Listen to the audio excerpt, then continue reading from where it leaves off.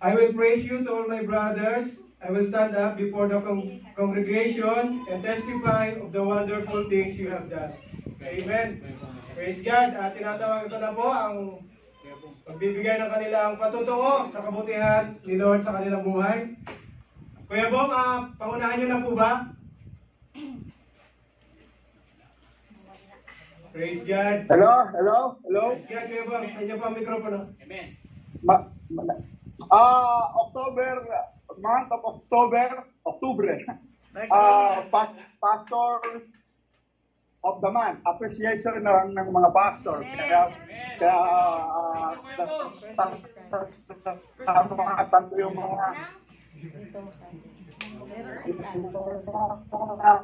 pastor natin. Tapos may mga nadagdag na, hindi na ako masyado update, pero ang alam ko si Ellie, si Pastor Ellie, si Pastor Chacha, Pastor Calvert. Tama ba? Tama kuya. Tama po, apat. Apat. Tapos siyempre si Pastor Edwin, pero kailangan nandito pa rin sa Kevin na ginagabayan niya tayo. Limas, Pastor Edwin. Napasalamat ako sa Diyos kasi hindi nagbago si Pastor Oscar. Siya pa rin yung pastor na nakilala ko nung ako'y bago. Kaya maraming salamat sa mga pastor ng TCF dahil kayo yung mga umuhubog sa mga bago na soul. Kaya bilang regalo, magbibigay ako ng 1,000 real ngayon, mamaya pag-break ko, kaya umuwi ng bahay. Para nagdala kayo Indomie. Kain ko Indomie. May pad na sa isinisip ko. Isisend ko kay Beds ulit yung yung pang-Indomie na 1,000.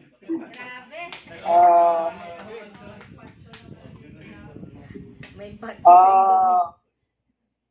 Nagpapasalamat ako sa Diyos kasi nandito na si Ira. Amen.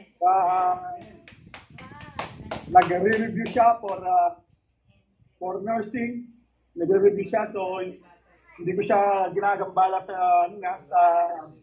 pag-review niya kasi bata ka siya, 22 years old, hindi ko siya minamadali. Take your time, one racket at a time. Amen. Ayun, sa amin dalawang mag-asawa, si Aiza, siya, manager, tumaas ulit yung sahod niya. 63 per hour, $63 per hour. Ako rin, tumaas na rin yung sahod ko. Pero mas mataas ako sa kanya kasi 68 ako. Yun lang. Kaya, $69 na. 57 per hour. Kaya tuloy-tuloy lang, sa isa 63 per hour, ako 68 per hour. Kaya so, mas mahirap yung sa akin kasi nagdadrive ako, maraming intersection, maraming pedestrian, motorcycle, vehicle. Ingat lang, Maraming mga aso na nakawala, okay lang sana kung mga husky kaso mga pitbull. Ayun, tuloy-tuloy lang sa progreso. Alam mo, yung katabi mo, pinahalagaan niya ng Diyos yung katabi mo. Kaya pahalagaan mo rin siya. Kasi ikaw rin mismo, pahalagaan mo rin yung sarili mo dahil akala mo walang pakinabang, meron pala.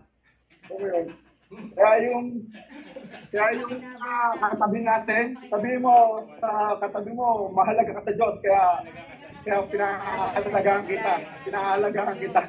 Napaka-valuable mo sa Panginoon. Kaya hindi ako makapokus sa testimony kasi yung supervisor na nakatingin sa akin.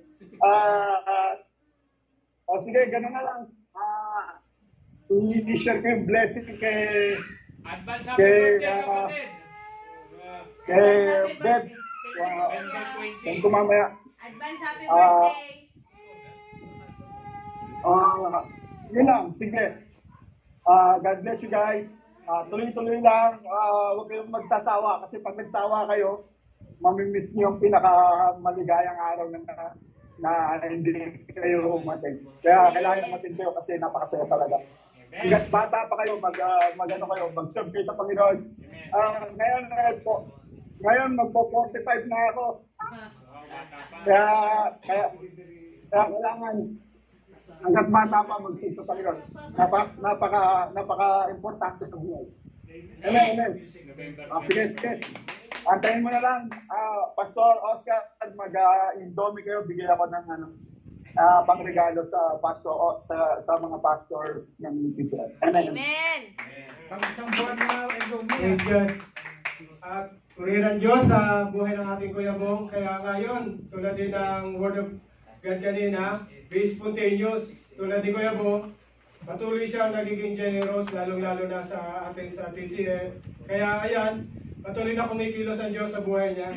Patuloy na ini-increase ni Lord ang capacity ng kanyang pamumuhay. Ayun, pinaparanas ni Lord yung generosity din sa kanya. Kaya patuloy tayo. Kasi pag tumigil tayo, alam nyo na, ititigil din ni Lord yung blessing na para sa atin. Kaya ayun, tularan natin si Kuya Bong. Amen! Ayun, sino pa po ba? Ang mayroong lakas na loob dyan sa kabutihan ni Lord sa kanilang buhay. Yun, kung wala, ayun, papasalamat kay Lord sa patuloy na proteksyon sa pamilya ko, sa Bicol, kasi sinalanta ng bagyo. Kaya si Habibi, binaha yung, pumasok na yung tubig sa kanila. At sa amin sa Batangas, medyo mahina ulan lang. Kaya patuloy na prayer para sa guidance, protection ni Lord, comfort sa family na sa buong Pilipinas na makarecover yung mga sinalanta ng bagyo. Magkaroon sila ng patuloy na lakas na pagpatuloy at bumangon ulit.